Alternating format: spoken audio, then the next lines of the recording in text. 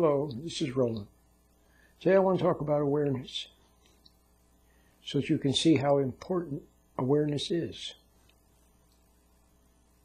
There are two ways of looking at something. You can look at it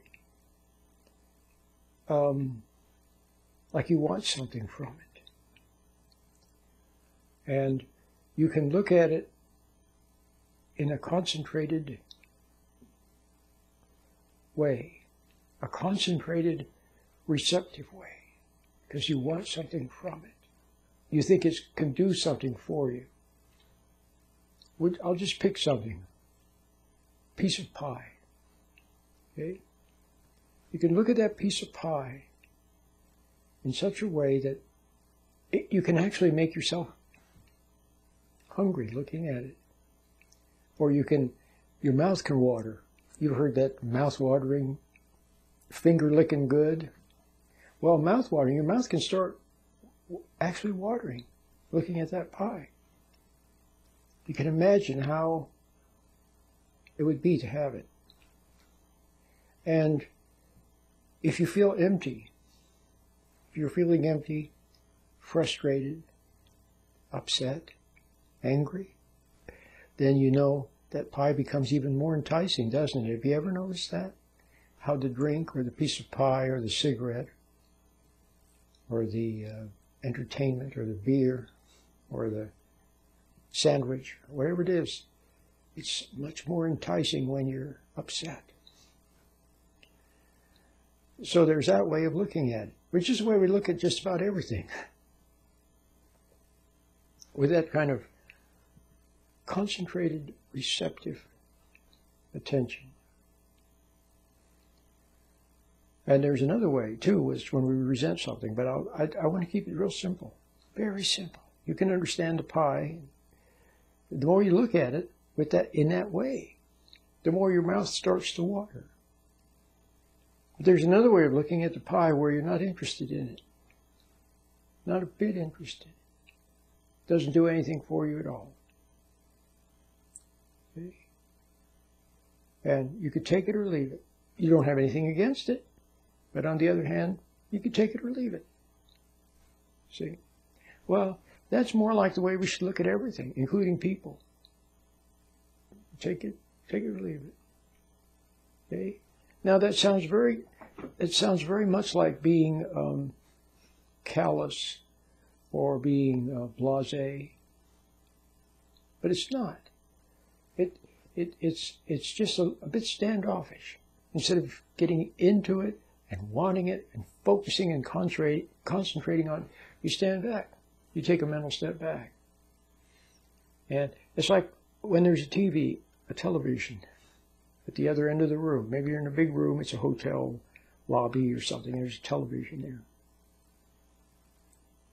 So, you see, you can get into it, start really watching it, and then before you know it, you're lost in what's happening. Or you can be sitting there, you're kind of aware of all around you, the lights and the furniture and the people and the TV is there, and you're not into it at all. See the difference? In one way, you're standing back. In one way, your peripheral vision is broader. So you kind of see everything. Okay? You're not into any particular thing. And the other way, your attention is narrowed and you're focusing on it. That's the difference. So if you could learn to go through life mildly attentive, in other words. See, there's another way of being absorbed, receptive, concentrated. That's when you're lost in your thoughts. See, in the same way that you can look at that pie in such a way that your mouth begins watering, you can have a thought and get so into your thought that you become oblivious to everything around you. Okay? You also see that with people when they're talking on their iPhone. They get so into their conversation that they're oblivious to everything around them. See? That's why it's not good for people to be walking in being on the phone while they're out as a pedestrian, or why it's not good for people to be walking and texting, because they're lost in that text message, see? So I think I've belabored the point enough. You've got the idea. So when you are standing back, then you are closer to your intuition. You're closer to your center being. You're actually closer to God. And perhaps close, see, if you carry this all the way, see, if you carry it all the way, this awareness of which I speak, then it may be the kind of awareness that Buddha found. See, he probably did. He probably did find it. And he tried to tell people about it, but once he was gone, people got a hold of it and turned it into rituals, and they didn't understand it, and they messed it all up. But I think he probably found it. Or some of the great mystic saints, like Saint John of the Cross or Teresa of Avila. I think they found it. They did. They found it. They had this stand back. They were able to take a mental step back, and when they took a mental step back, they were closer to God. Okay. And if you could learn to go through life like that, then things wouldn't grab your attention and take you away from what's important. It wouldn't take you away from awareness. Take you away from delicately knowing what's right in the moment. See, to know what's right in that moment, to know what's right, which way to go, right or left, what to say, you need your intuition. You need a connection with your inner ground of good. See, human beings were meant to be close to God, to be reliant upon Him, and to look to Him for everything. See, to love Him and be loved in return, and looking to Him and having faith in Him.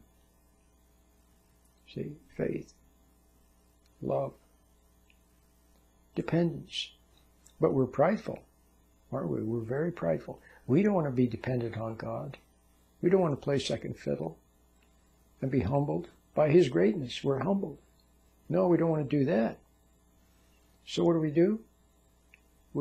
But you know what? Human beings we're actually religious creatures. See, chipmunks, owls, deer, they're not religious, okay? They don't have a soul. They don't have an awareness. They don't need hope. They don't need something to believe in. But human beings you've got to have something to believe in. Even when people believe the worst is going to happen, at least they have something to believe in. They believe nobody's any good. Everybody's out to get me. Can't trust anybody. See? They got to believe something, even if it's very negative. Okay? But, so chipmunks and so on, I forgot the point I was going to make. I was going to say something about they don't need religion, but human beings do. Oh yeah, so I was going to say that we're religious whether you want to be or not. So you don't bow your knees to the Creator, but then you'll bow your knees to everything else. You'll be on your knees, begging for something, won't you? Have you ever done that? It's embarrassing. On your knees begging. Or maybe not on your knees, but begging. All people have to do is withdraw their approval, and immediately you become a beggar. They withdraw their approval and you're stricken. Oh my God. Or you hear rumors, well, you're going to get laid off. Or maybe she's leaving me. Or maybe he's leaving me. See? You're stricken because you've come to depend on them. The way you should be depending on your Creator. You depend on other people. And a tidbit of approval, a crumb of approval from them, reassurance. And without it, you are bereft. So now you see how that's why people become pathetic. You know, you've heard the term pathetic, like a pathetic drug addict. Well, all they're doing is just, see, some people are pathetic addicts for others' approval or reassurance. Or they're addicts pathetically got to have their food, or they got to have their soda. They got to have their cigarette. They got to have their marijuana. See, you got to have something. Got to have applause. See, they become dependent on it. Well, now you can see perhaps the secret to not being dependent on anything, to not wanting anything too much, to being free of having to have the pie, having to have the marijuana, having to have another's approval. Okay, to be free of it, well, you have to have something to anchor yourself. So that would be anchored in God. See, when you depend on Him and you love and you seek His approval, then you don't need anyone else's approval. See how that works? Well, anyway, I think I made a good point. So, so how can I say this? So it's a spiritual thing. It's a thing of faith and a thing of attitude. Okay, if somebody does not like the truth, they never want to admit they're wrong, etc. Then, see, they will need to have that rapport with something, maybe everything, to sustain their fallen ego, pride, separate from God. But if you can find the inner light from God and begin to trust in it, see, then you can slowly detach from everything else. See? So you got to have the right attitude. That's important. But then when you have the right attitude, a lot of people they don't want to be. See, they don't want to be what they've become, whatever it is: hateful, resentful, an addict, a people pleaser, weak, whatever it is that they become.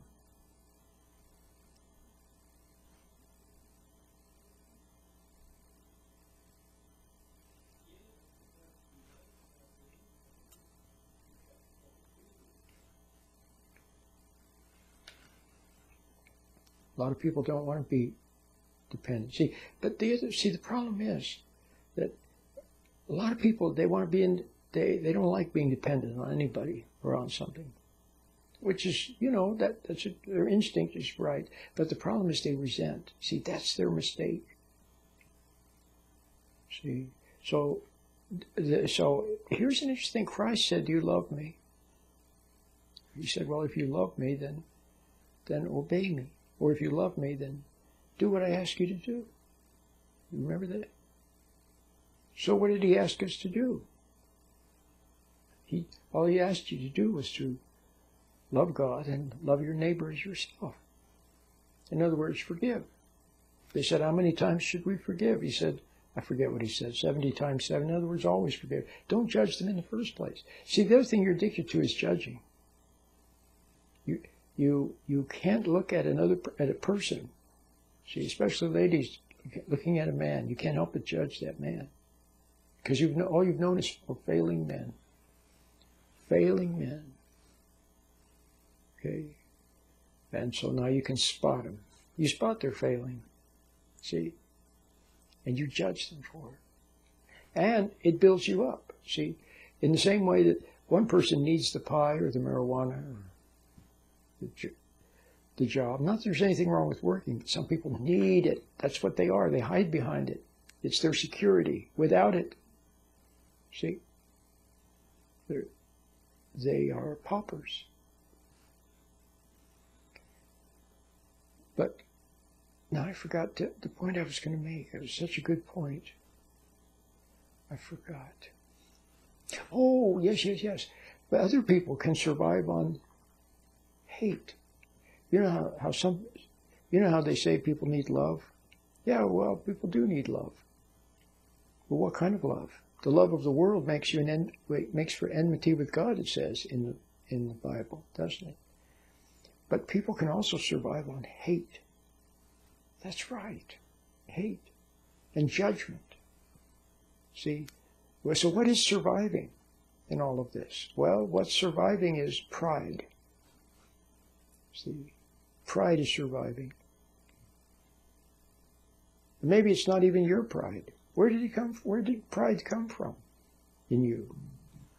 What is it in you that bristles, that resents and hates and judges? What is it? And condemns? Where did it come from? It came from somewhere. What's in you now? It wasn't in you when you were a little child.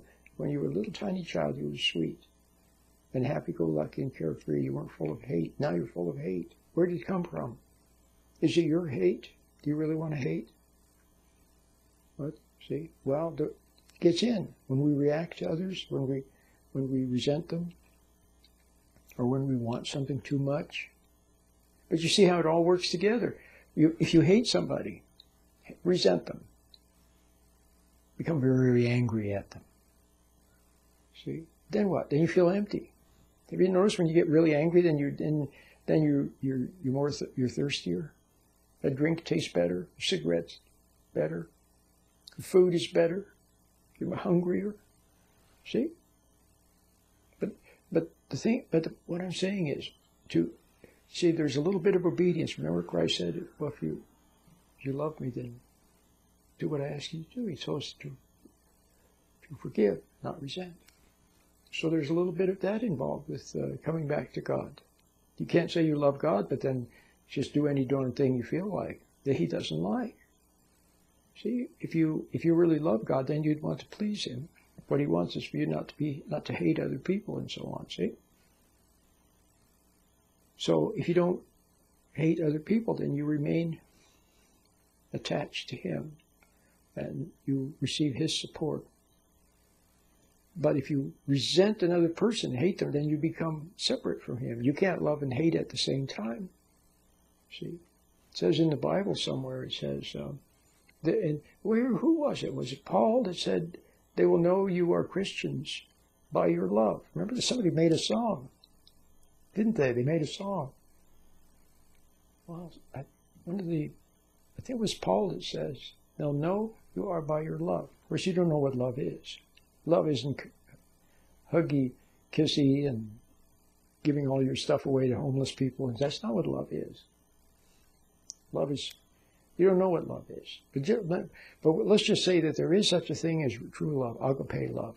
Maybe you understand that, agape love. Agape love can be telling somebody the truth. Hey, knock it off. See?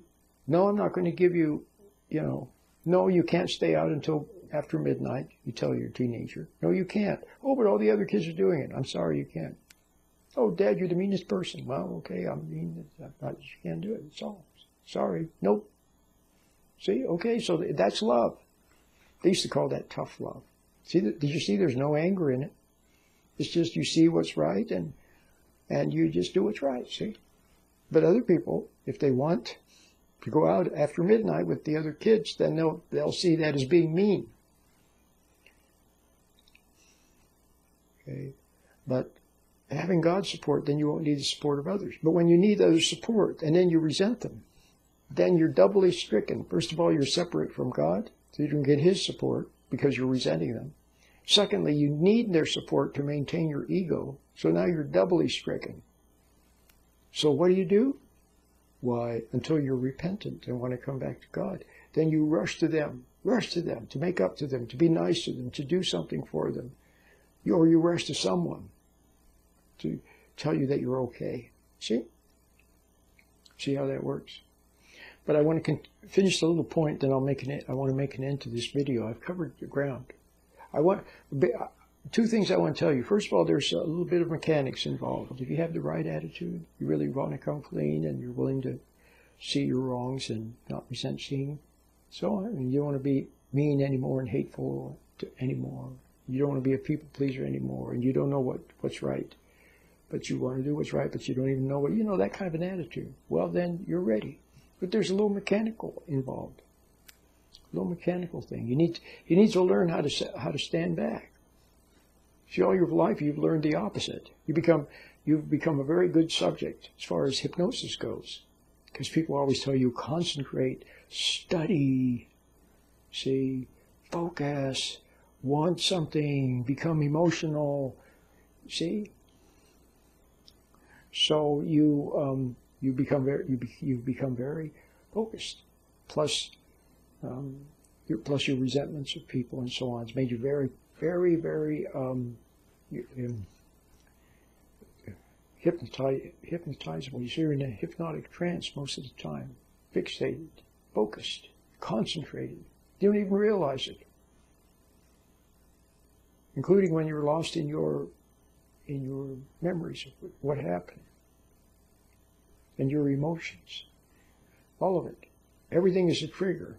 Triggers you to go into a trance state. And you feel comfortable in your trance, because in your trance you're apart from God until you want to repent and come back to Him. His truth makes you feel uncomfortable. So you feel comfortable in your trance, separate from Him. See? So the trance state is separate from God. So you don't want to be in a trance state. You want to stand back. Become aware. Smell the coffee. Wake up and smell the coffee. Then you're closer to God when you wake up and smell the coffee. The morning after the night before, you say, "Oh my God." Well, you're closer to God. You're awake. You're aware. Most people, though, they become aware, they want to go right back into sleep. They reach for something to put them back into their trance. But when you want to come clean, then there's a little bit of little mechanics involved. You need to learn how to sit still, how to become aware of the light from God, and how to detach a little bit, how to be centered. You need to learn how to do that. It's very simple, really, but you need to practice it. See? You need to practice it.